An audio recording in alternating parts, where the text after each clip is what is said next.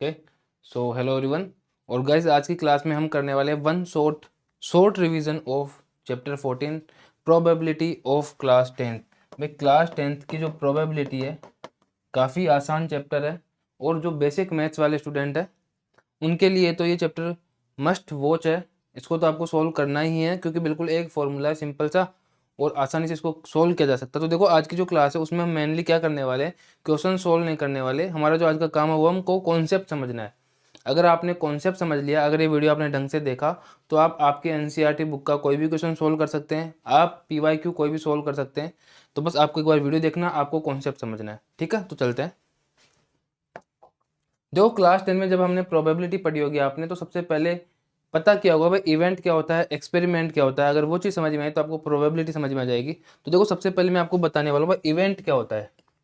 Event का मतलब होता है कि जब भी हम कोई टास्क करते हैं लाइफ में, तो कोई एक उसको बोलते हैं कि एक्सपेरिमेंट। जैसे कि भाई मान लो मैंने एक बोतल उठाई और मैंने पानी पिया, तो इसको मैं बोलूँगा कि ये एक्सपेरिमेंट हो गया कि भाई मैंने पानी पिया बोतल उठा के।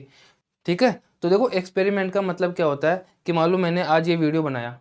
ठीक है, हो सकता है आपको समझ में आए, हो सकता है आपको समझ में नहीं आए, हो सकता है किसी की ज़्यादा समझ में आए, हो सकता है किसी की कम समझ में आए। उसी तरीके से मान लो मैंने एक कॉइन टॉस किया, तो देखो उसके आउटकम क्या हो सकते हैं भाई। आउटकम का मतलब कि क्या क्या रिजल्ट आ सकता है, उसमें हेड आ सकता है, उसमें टेल आ सकता है। उसी के अकॉर्डिंग मैं बोलने वाला हूँ कि अब जब भी हम कोई एक्सपेरिमेंट परफॉर्म करते हैं, तो anything happen as a result के रूप में जो भी आता है, तो हम उसको क्या बोलते हैं कि वो आया एक इवेंट। उसको मैं इवेंट बोलने वाला हूँ। जो भी आउटकम होते हैं ना उनमें से, जैसे कि मान लो मैंने एक कॉइन को टॉस किया, तो अगर उसमें हेड आएगा तो मैं क्या बोलूँगा, उस एक्सपेरिमेंट का एक इवेंट होने वाला हेड आना। ठीक है, इवेंट को मैं आउटकम भी बोल देता हूँ। देखो यहाँ पर एग्जाम्पल लिखे हुए हैं, टॉसिंग अ कॉइन। जब भी मैं एक्सपेरिमेंट करता हूँ, टॉस करता हूँ कॉइन को, तो देखो जो आउटकम आने वाले हैं उनको मैं क्या बोलूँगा, इवेंट। जैसे मान लो मैंने बोला कि भाई एक्सपेरिमेंट हमने किया कि एक डाइस को हमने उछाला, तो देखो जो भी उसके पॉसिबल रिजल्ट क्या क्या हो सकते हैं, 1 2 3 4 5 6 आ सकता है। तो अगर 1 का आना तो उसको मैं बोलने वाला इवेंट होना। उसी तरीके देखो थ्रोइंग अ डाइस, अभी मैंने बताया। देखो a student will pass the exam, ये भी एक एक्सपेरिमेंट है भाई। स्टूडेंट ने एग्जाम दिया और वो पास होगा या फेल होगा, है ना, ये भी उसके आउटकम हो सकते हैं। उसी तरीके से the teacher will give you homework today.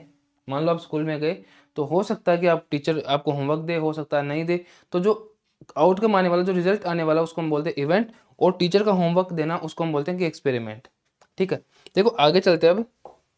और मैं आपको बताने वाला हूँ भाई अपने जो लाइफ में जो एक्सपेरिमेंट्स, मतलब जो भी इवेंट्स हो रहे हैं, अलग अलग तरीके के एक्सपेरिमेंट हो रहे हैं, उनमें से कुछ एक्सपेरिमेंट है तो इवेंट या मैं कह सकता हूँ आउटकम इक्वली लाइकली, उनका होना अलग अलग, जो भी आउटकम है उनका पॉसिबल होना बिल्कुल इक्वली लाइकली, या किसी का होना इक्वली नहीं है। जैसे कि देखो टॉसिंग अ कॉइन, जब मैं एक कॉइन को टॉस करता हूँ, तो भाई क्या होता है, बिल्कुल फिक्स रिजल्ट है, या तो हेड आएगा या तो टेल आएगा, हेड आएगा या तो टेल आएगा। या देखो थ्रोइंग अ डाइस, जब मैं एक डाइस को उछालता हूँ, तो भाई डाइस के जो आउटकम्स है 1 2 3 4 5 6, इनमें से हर एक का आने की इक्वल पॉसिबिलिटी है, 1 2 3 4 5 6 में से किसी की भी। उसी तरीके देखो अगर मैं choosing a card from a deck of cards, अगर मेरे पास 1 डेक ऑफ कार्ड्स है, उसमें से अगर मैं एक रेंडमली किसी कार्ड को चूज करता हूँ, तो कोई भी कार्ड आने की पॉसिबिलिटी सिंपल इक्वल है, कोई भी कार्ड आ सकता है। ओके, लेकिन देखो यहाँ पर कुछ एक्सपेरिमेंट ऐसे भी लिखे हुए हैं जिनके कि इक्वली लाइकली आउटकम्स नहीं है। जैसा कि India will win the next cricket match, जब मैंने कॉइन को उछाला तो हेड और टेल आने की पॉसिबिलिटी इक्वल थी, और मैं उसमें कुछ भी नहीं कर सकता। लेकिन India will win the next cricket match, देखो इसमें पॉसिबल होगा भाई पिच कैसा होने वाला है, अपने बैटर्स कैसा परफॉर्म करेंगे, बॉलर्स कैसा परफॉर्म करेंगे।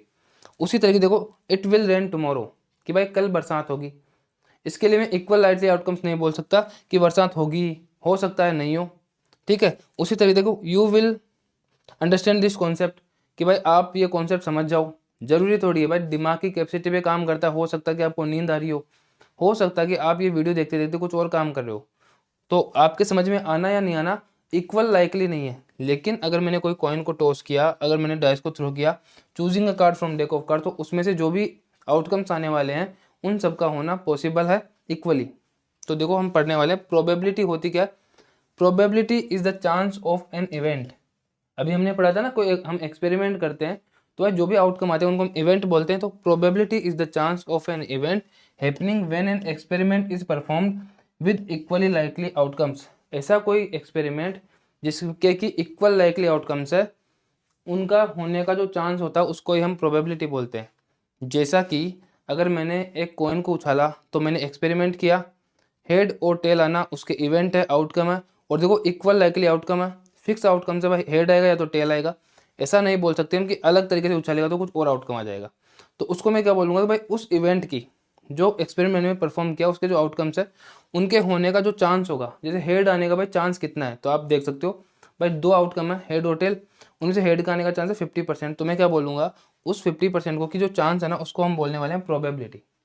ठीक है, देखो आपको अगर बेसिक फंडा समझ में आ गया प्रोबेबिलिटी का तो आपको ये कॉन्सेप्ट आसानी से समझ में आएगा और फिर आराम से आप हर एक क्वेश्चन को अच्छे से अटेम्प्ट कर सकते हो।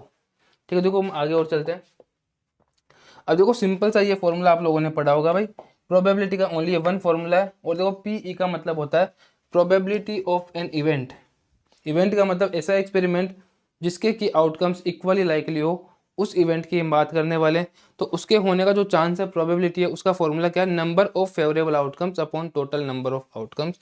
देखो ये एक सिंपल सा फॉर्मूला आपने ये या तो याद कर रखा होगा या अब आपको याद कर लेना है कि प्रोबेबिलिटी ऑफ इवेंट, अगर कोई इवेंट हुआ, देखो सबसे पहली बात तो आपके जो इवेंट आने वाले हैं वो वही आएंगे जो इक्वल लाइकली है। ठीक है, तो उनमें से अगर किसी इवेंट की एक्सपेरिमेंट में से कई सारे आउटकम हो सकते हैं, किसी एक स्पेसिफिक आउटकम के होने का जो चांस होगा उसको हम प्रोबेबिलिटी बोलेंगे, और फॉर्मूला क्या है, number of favourable outcome upon total number of outcomes. ठीक है, देखो अब हम समझने वाले इसको क्वेश्चन के थ्रू। देखो find the probability of getting head when a coin is tossed. जब मैं कॉइन को टॉस करता हूँ तो आप मेरे को बताओ कि भाई हेड आने की प्रोबेबिलिटी क्या है। ठीक है, सबसे पहली बात देखो प्रोबेबिलिटी ऑफ गेटिंग हेड, तो मैं बोल सकता हूँ इवेंट क्या है यहाँ पर, हेड आना, गेटिंग हेड, इसको देखो चाहूँ तो मैं ऐसे लिख सकता हूँ probability of getting head. Bye head आने की प्रोबेबिलिटी क्या होने वाली है, तो फॉर्मूला क्या है, नंबर ऑफ फेवरेबल आउटकम, कि मेरे को जो फेवरेबल आउटकम है वो क्या है, नंबर ऑफ फेवरेबल आउटकम को मेरे को टोटल करना है, डिवाइड करना है total number of outcome, total number of outcome से। सोचो मैंने एक कॉइन को उछाला, तो देखो सबसे पहली बात भाई जो इवेंट है उसमें इवेंट क्या क्या हो सकते हैं, आउटकम क्या क्या हो सकते हैं, तो या तो हेड आ सकता है या तो टेल आ सकता है। इन दोनों के अलावा और किसी भी इवेंट की होने की पॉसिबिलिटी नहीं है। अभी मैं बोलूँगा पॉसिबिलिटी में हेड आएगा या तो टेल आएगा। मतलब यहाँ पर टोटल नंबर ऑफ आउटकम्स कितने हो गए, टोटल नंबर ऑफ आउटकम्स देखो कितने हो गए, अगर आप देखोगे तो यहाँ पे 1 और 2, 2। और मेरे को बताओ जो मेरे लिए फेवरेबल आउटकम है वो कौन सा आउटकम होने वाला है, जब हेड आए। तो यहाँ पर हेड कितनी बार आया, ओनली 1 बार, तो नंबर ऑफ फेवरेबल आउटकम कितने हुए, 1 हुआ। तो देखो अगर आपको निकालनी है कि भाई when a coin is tossed find the probability of getting head, तो उसकी प्रोबेबिलिटी कितनी होने वाली है, 1/2। आपको शायद बात समझ में आई होगी। देखो एक बार हम और आगे चलते हैं। देखो मैंने एक और क्वेश्चन लिखा है, अब की बार है find probability when a dice is throne. अब आपको प्रोबेबिलिटी बतानी है जब एक डाइस को उछाला जाता है, सबसे पहले getting a number greater than 6।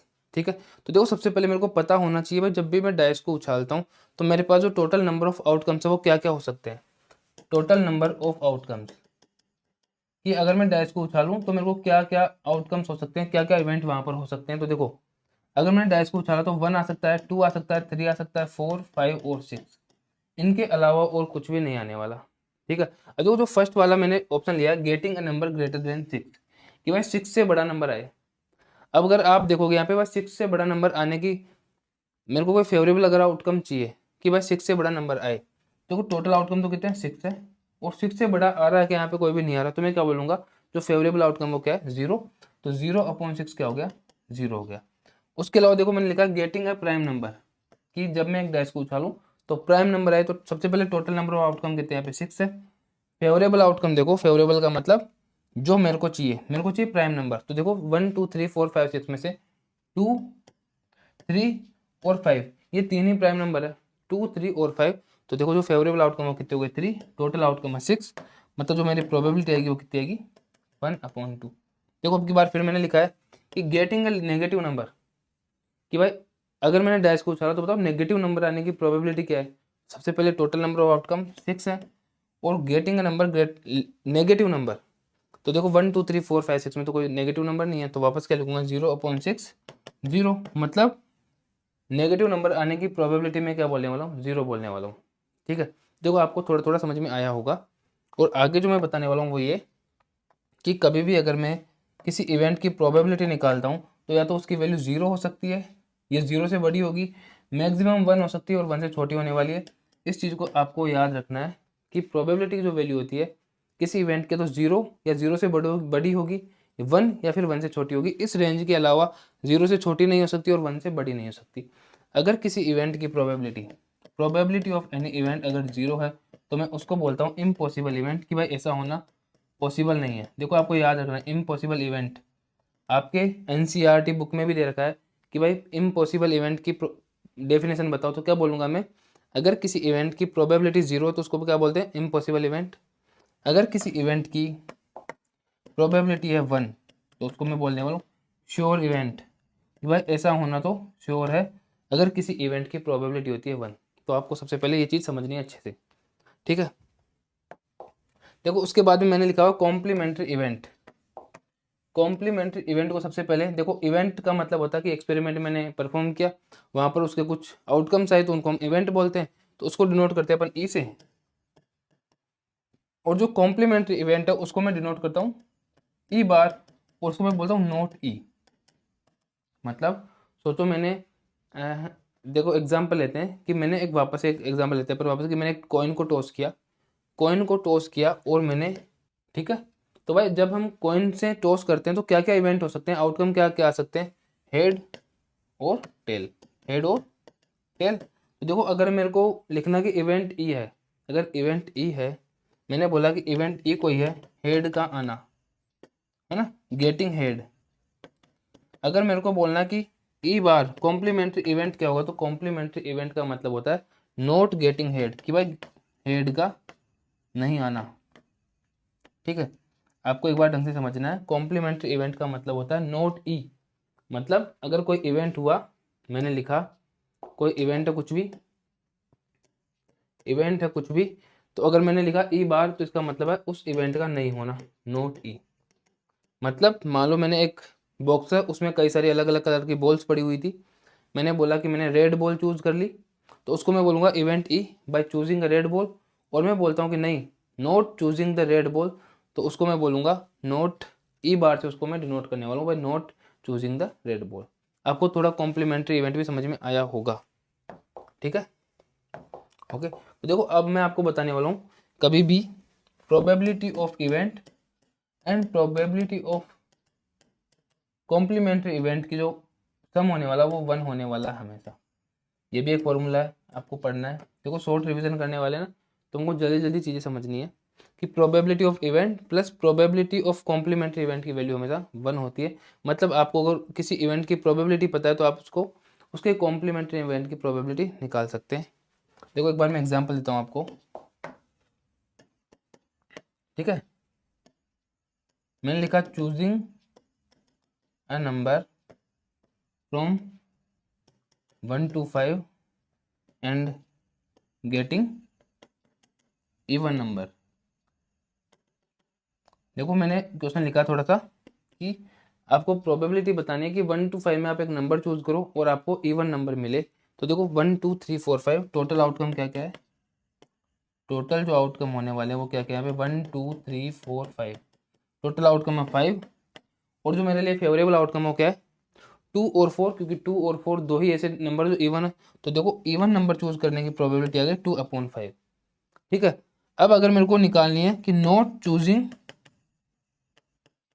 Even number, कि भाई बताओ आपकी नोट चूजिंग की अगर 1 to 5 हो तो मैं इवन नंबर को चूज ना करूं।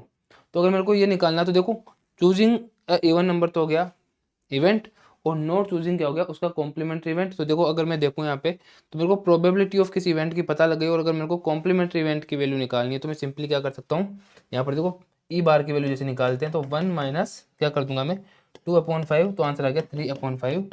और अगर आप इसको थोड़ा सा देखोगे तो आपको पता लगेगा, पर नॉट चूजिंग इवन नंबर का मतलब चूजिंग द ओड नंबर। तो आप चाहो तो ओड नंबर चूज करने की प्रोबेबिलिटी निकालो या नॉट चूजिंग इवन नंबर, बात एक ही है। ओके, अब देखो काफ़ी इंपॉर्टेंट जो होने वाला है, कॉइन के लिए कुछ इंपॉर्टेंट चीज़ें आज हम सीखने वाले हैं। देखो अगर मैं कॉइन को 1 टाइम टॉस करता हूँ, कॉइन टॉस्ड वंस, तो उसके लिए जो आउटकम्स आने वाले हैं इवेंट में वो आएंगे हेड एंड टेल। ठीक है, 2 आउटकम आने वाले हैं, हेड और टेल। तो टोटल आउटकम हो गए 2, और फेवरेबल आउटकम मैं निकालूंगा जो भी मेरे को रिक्वायरमेंट होगी उसके अकॉर्डिंग। अगर मैं 2 कॉइन्स को टोस्ट करता हूँ, देखो इसको या तो बोल सकते हैं भाई मैंने 2 कॉइन्स को टोस्ट किया, या मैं बोल सकता हूँ कि 1 कॉइन को मैंने 2 टाइम्स टोस्ट किया। तो देखो उसके लिए जो आउटकम्स होने वाले हैं वो आपको याद रखने क्या क्या होने वाले हैं। या तो दोनों बार हेड आ सकते हैं, या हेड टेल, टेल हेड, या दोनों बार टेल आ सकता है। देखो उसको आपको याद रखना है। अगर कॉइन को मैं 2 बार टॉस करता हूँ तो टोटल आउटकम आते हैं, देखो तो क्या आने वाले हैं 2 रेज टू द पावर 2 4। याद रखना है, जब अगर मैं कॉइन को 1 बार टॉस करता हूँ तो आंसर आने वाला है 2, 2 बार टॉस करूंगा तो 4 आउटकम आएंगे। ये आपको याद रखना है। और देखो सबसे इंपॉर्टेंट एक बार मैं बता देता हूँ आपको कि अगर मैंने 3 टाइम्स टॉस किया, 3 टाइम टोस्ड अ कॉइन, अगर मैंने कॉइन से 3 बार टॉस किया तो देखो अब जो आउटकम्स आने वाले हैं उनको आपको याद रखना अच्छे से। और देखो उसको याद करने का सिंपल सा तरीका क्या है भाई, हमने सबसे पहले लिखना कि अगर मैं कॉइन को 2 बार टॉस करता हूँ तो देखो आउटकम्स हैं वो क्या क्या आ सकते हैं, ये 4। ये तो अपने को याद हो सकते हैं आसानी से। अगर मैंने कॉइन को 3 बार टॉस किया तो देखो आउटकम होंगे, तो देखो या तो 2 बार हेड, हेड के साथ साथ एच, और एच के साथ एक बार वापस हेड आ सकता है, तो दोनों बार हेड के साथ एक बार टेल आ सकता है। देखो एच टी लिखा हुआ मतलब हेड और टेल के साथ या तो हेड आ सकता है, या हेड और टेल के साथ वापस टेल आ सकता है। देखो टी एच है, एक बार हेड आ सकता है, और टी एच के साथ एक बार टेल आ सकता है। और अगर 2 बार टेल है तो या तो हो सकता है कि एक बार हेड आ जाए, या हो सकता है कि वापस से टेल आ जाए। तो देखो जो 2 टाइम्स हम कॉइन को टॉस करते हैं उसके तो 4 आउटकम होते हैं, और 3 बार टॉस करता हूँ तो आउटकम होते हैं 8 आउटकम्स है। और उनको देखो याद करने का तरीका, एच एच मैंने सबसे पहले 2 टाइम्स टॉस करने पे जो भी आउटकम्स आ रहे हैं उनको लिखा, और फिर मैंने हर एक को एच और टी से रिप्लेस कर दिया। ये चीज़ आपको ढंग से सीख लेनी है, आपके एग्जाम में काफ़ी इंपॉर्टेंट है। देखो उसके अलावा डाइस, अब हम समझने वाले हैं डाइस को जब